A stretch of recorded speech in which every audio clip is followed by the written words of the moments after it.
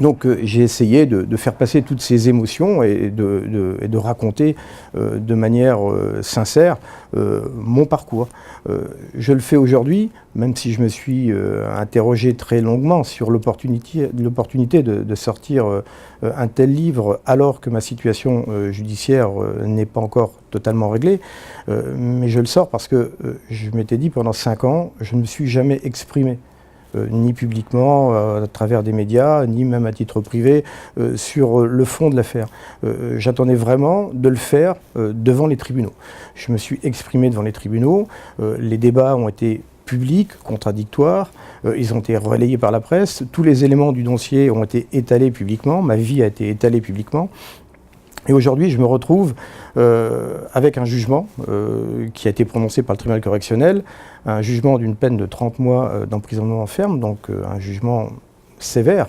Et je n'en veux que pour preuve le réquisitoire des procureurs de la République qui avaient demandé au terme d'un réquisitoire que eux-mêmes ont qualifié de très sévère une peine de 30 mois d'emprisonnement ferme.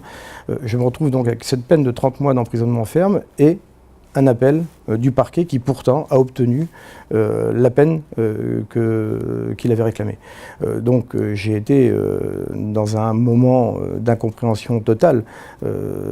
J'ai essayé d'analyser de manière rationnelle une décision qui m'a paraissé tellement irrationnelle puisque le parquet a obtenu satisfaction et malgré tout le parquet m'interjette appel de ma décision, ce qui me plonge dans, encore une fois, une période d'incertitude de ma vie pendant pratiquement 2 ans, puisque le délai d'audiencement d'un appel à Paris, c'est quasiment 2 ans, et pour un résultat que j'arrive pas à percevoir. Donc j'ai voulu raconter de manière très libre mon histoire, ma vie, et puis essayer de faire passer une passion qui m'a animé toute ma carrière.